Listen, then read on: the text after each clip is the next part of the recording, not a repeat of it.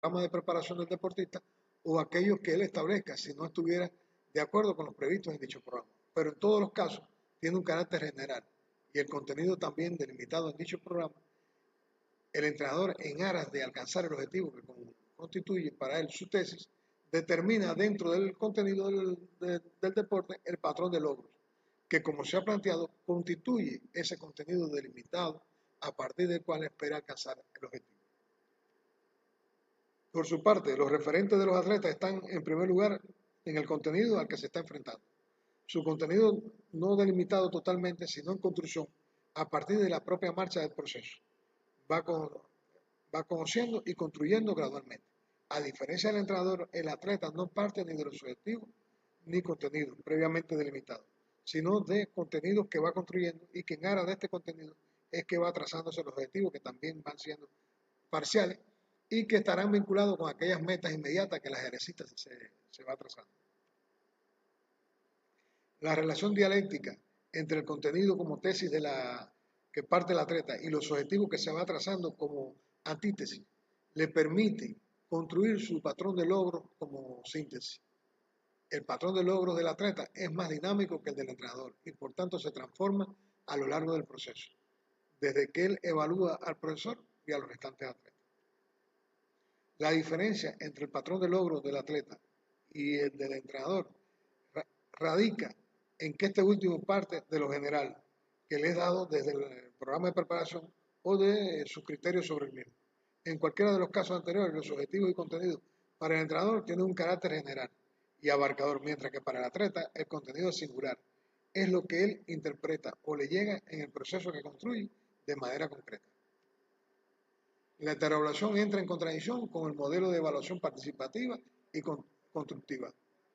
La evaluación se vuelve lineal y rígida, y de este modo lo único que puede comprobar el entrenador es la existencia de un conocimiento repetitivo, porque si el entrenador lo que hace es comparar lo que el atleta hizo contra su patrón, él no ve la relación y el desarrollo del atleta en el resto del equipo. No hay una construcción de objetivos, lo que limita el carácter participativo del proceso. Por su parte, la coevaluación se centra en la interacción entre los atletas y entrenadores que participan en el proceso de preparación, en la negociación del entrenador y los atletas entre ellos y con el primero. Por medio de la coevaluación se logra la negociación de un patrón de logro en el que el entrenador aporta desde su mirada de lo general a lo singular, expresada entre sus objetivos y los contenidos del deporte, y los atletas desde su construcción singular entre el contenido inmediato y los objetivos que se trazan. De este modo se llega a conformar un patrón de logro común. La coevaluación propicia la elaboración de un patrón de logro que es socializado por el grupo, lo que constituye un nivel intermedio particular entre lo general de las categorías con que trabaja el entrenador y lo singular de los objetivos y contenidos de cada atleta, de manera que expresa la dialéctica entre lo general del trabajo del entrenador, lo particular del patrón negociado en el colectivo y lo singular de cada atleta. Por tanto, propicia el compromiso mediante la socialización de los patrones individuales y esta perspectiva grupal en el proceso de enseñanza-aprendizaje permite establecer estrategias en el proceso de preparación que cambian el rol de receptor del atleta o el rol de quien realiza solo las tareas asignadas por el entrenador a un papel participativo.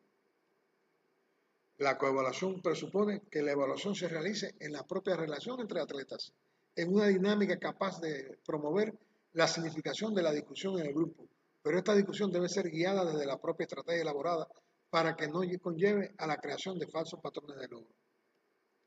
En ocasiones, en la práctica ejercística, por ejemplo, la coevaluación contribuye a que el atleta pierda o no tome conciencia de sí mismo y de su propia situación, dado que lo importante para él es sobresalir, ganar a los otros y obtener los máximos resultados. De esta forma, el atleta difícilmente reflexiona sobre su aprendizaje, es decir, sobre qué aprendió y cómo logró aprender. La evaluación vista desde esta perspectiva debe lograr una interrelación entre una evaluación individual y otra grupal, o sea, un proceso que permita a cada integrante del grupo reflexionar sobre su aprendizaje, delimitado por su propio patrón, y lo confronta con el aprendizaje seguido por los demás integrantes del grupo. visto desde el patrón socializado, lo que permite desarrollar una percepción desde el punto de vista grupal sobre el desarrollo de cada uno de sus miembros. Por supuesto, el patrón grupal debe de acercarse al patrón del entrenador y en ello va la maestría del profesor. Se desarrolla a un nivel, por la autoevaluación por supuesto, se desarrolla a un nivel cualitativamente superior en la que se regresa a la evaluación de cada atleta y entrenador, pero vista ahora desde una perspectiva que supera el patrón grupal, cuando los atletas y entrenadores se reconocen a sí mismos y son capaces de cuestionar su patrón. De esta manera se tendría que considerar en ella la evaluación realizada por el entrenador desde una mirada crítica del proceso de preparación que desarrolla y la que hace cada atleta de su propio proceso formativo. Cuando el atleta es capaz de evaluar su patrón respecto al patrón grupal, comprender sus diferencias y trazarse nuevas metas, o cuando él reconoce que está por encima o por debajo del patrón grupal y se traza nuevas metas, conforma un nuevo patrón de logro transformado cualitativamente superior, lo cual debe estar guiado por el entrenador. Por otra parte, el patrón del entrenador no se limita a los contenidos específicos, sino también a los aspectos didácticos que propicien el éxito del proceso, cómo lograr que los atletas se apropien del patrón establecido por él. Y por otra parte, delimitar si los contenidos fueron los adecuados en profundidad y en nivel de sistematización. El entrenador tiene que ser capaz de reconocer las insuficiencias en su patrón que no se reduce a los contenidos propios del deporte, sino también a los aspectos didácticos que propician el éxito del proceso, construyendo su nuevo patrón transformado. Es muy importante saber qué piensa el atleta acerca de su propio proceso de profundización del contenido, del programa aplicado, de la metodología empleada, de los recursos usados, entre otros aspectos de los cuales paulatinamente se hace consciente. Es inevitable que cada atleta tenga su propio juicio de valor respecto a esos temas y es preciso poner los medios para que lo haga explícito, para que la autoevaluación sea eficaz. El entrenador debe preparar al atleta y ofrecer situaciones que la favorezcan. De esta manera, se tendría que considerar en ella la evaluación realizada por el entrenador desde una mirada crítica del proceso de preparación que desarrolla y la que hace cada atleta en su propio proceso formativo. Aquí se establece una relación dialéctica entre el patrón de logro socializado y el nuevo patrón de logro. Por otra parte, como consecuencia de la autoevaluación, se contribuye a la formación de la capacidad transformadora de los atletas y en particular con cualidades como realizarse plenamente, ser capaz de trazarse nuevas metas y alcanzar logros superiores, desarrollar su capacidad de crítica, capaz de favorecer su independencia y creatividad. El doctor Mero Fuente resume que si bien la heteroevaluación constituye un primer eslabón en el proceso evaluativo, este tiene que conducir a una coevaluación en la que se construya el patrón grupal, pero quedarse en la coevaluación convierte en estático este patrón grupal y no permite que este constituya un nivel de referencia dinámico y ascendente con la autoevaluación.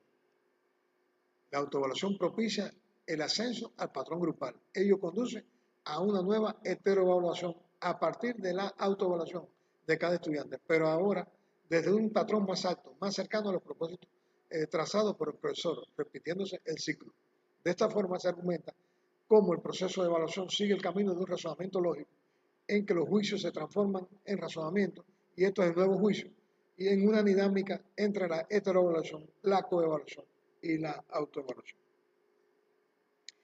¿Cómo caracterizar el sistema de evaluación? Teniendo en cuenta los criterios del doctor Homero Fuentes, el sistema de evaluación debe contribuir a fomentar la capacidad de crítica, la autocrítica, la independencia y creatividad de los atletas, por lo que este debe caracterizarse por un elevado carácter participativo y constructivo, con lo cual el proceso de enseñanza-aprendizaje, además de instructivo, asegura su carácter educativo y desarrollador. Potenciar los niveles de desarrollo de la formación deportiva a través de los cambios cualitativos en comportamiento de las capacidades transformadoras de los atletas. Fomentar el desarrollo de un pensamiento crítico, reflexivo, transformador, independiente e investigativo, lo cual propicia en la coevaluación y la autoevaluación de los participantes. promover la consolidación del proceso de preparación deportiva como un espacio de construcción de significados y sentido sobre la base de la sistematización que propicie lo investigativo y la maestría deportiva, y contribuir al desarrollo de un ambiente donde la evaluación no sea vista como un proceso que inspire temor a los atletas ni jerarquía de autoridad al entrenador. La evaluación tiene varias funciones. Tiene una función diagnóstica, o sea, de reconocimiento, muy importante, ese diagnóstico inicial que se debe hacer durante el proceso de formación deportiva. Una función formativa, donde se incluye lo instructivo, lo educativo y lo desarrollador, y una función calificativa que más bien va hacia los resultados deportivos. También los test pedagógicos tienen, desde el punto de vista metodológico, se clasifican en dos tipos, en los teóricos y en prácticos. Los test pedagógicos teóricos van dirigidos a evaluar el nivel de conocimiento del contenido del deporte, con énfasis en el aprendizaje de los diferentes elementos técnicos y tácticos, así como en el nivel de maestría según el nivel deportivo que se encuentra el atleta, y entre otros. Y los prácticos van encaminados a evaluar el nivel alcanzado tanto en las acciones técnico-tácticas como en el rendimiento general del deportista. También desde el punto de vista de las características específicas, los test pedagógicos se clasifican en generales y especiales. Los generales son los que ofrecen una valoración del estado funcional del deportista, y los especiales son los encargados de calcular las particularidades específicas de diferentes formas de la actividad en disciplinas deportivas concretas. Para la aplicación de los test es muy importante tener un sistema de evaluación acorde a las exigencias establecidas por el entrenador mediante la aplicación de escalas de evaluación o la aplicación de normas para medir el desempeño de cada uno de los deportistas o equipos.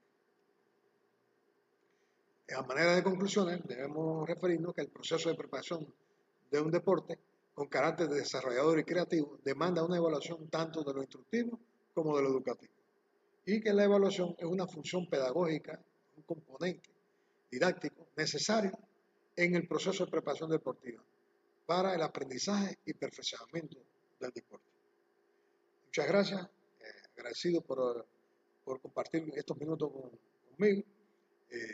Hasta la próxima.